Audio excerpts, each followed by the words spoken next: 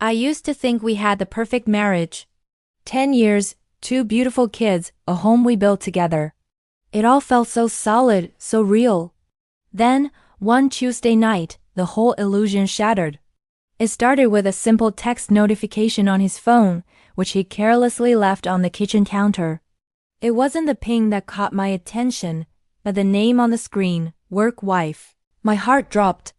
I know, I shouldn't have looked, but a feeling I couldn't ignore washed over me. My hands were trembling as I opened it. The message wasn't about work.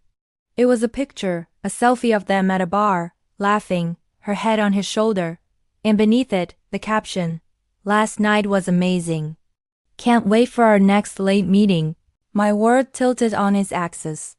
Last night, he told me he was stuck at the office, closing a big deal. The lie was so blatant, so disrespectful. I scrolled up. There were weeks, months of these messages. Pet names, secret plans, declarations of feelings that were supposed to be reserved for me. I felt a wave of nausea. The man I loved, the father of my children, was living a double life. For a moment, I couldn't breathe. I just stood there in the silent kitchen, the glow of the phone screen illuminating the betrayal. My first instinct was to scream, to smash the phone, to confront him the second he walked through the door. But then, a cold, clear thought cut through the chaos in my mind. He expects me to cry. He expects me to fall apart. And then, he expects me to forgive him, to keep our family together, to stay silent. Because that's what good wives do, right? They keep the peace. But as I stood there, a different feeling started to bubble up from beneath the hurt, anger. A powerful, clarifying anger. Why should I be silent? Why should I protect the man who had so carelessly broken our vows and our family? He didn't just cheat on me. He lied to me day after day. He looked me in the eyes, told me he loved me, all while planning his next rendezvous. The disrespect was what hurt the most. He underestimated me. He thought I was weak, that I would just accept his betrayal to maintain the status quo. He thought I would stay silent. Well, he was about to find out just how wrong he was. I wasn't going to have a screaming match. That would give him the satisfaction of seeing me hysterical.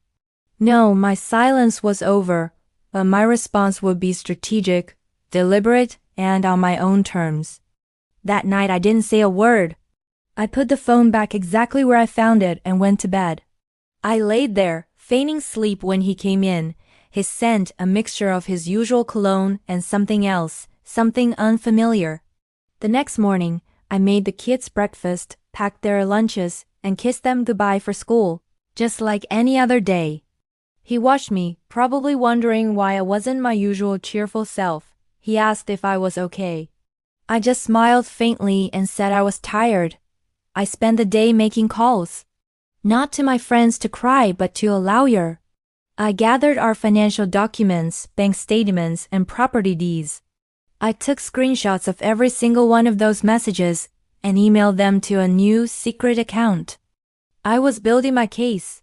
I was taking back control. The following weekend, I told him we needed to talk.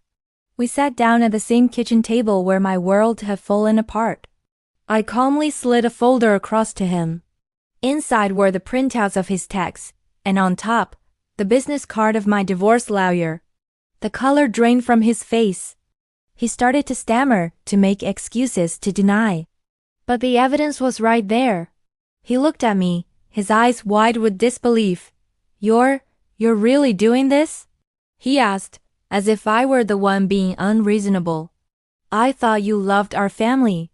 I looked him straight in the eye, my voice steady for the first time in days. "I do love our family," I said. "And that's why I won't let it be defined by your lies and disrespect. You thought I would stay silent. But my silence is a price you can no longer afford. Starting over is terrifying, but living a lie is so much worse. My journey is just beginning. But for the first time in a long time, I feel powerful, I feel free, and I am not silent anymore." Thank you for listening to my story. If you've been through something similar, know you're not alone. Don't forget to like and subscribe for more stories about finding your voice.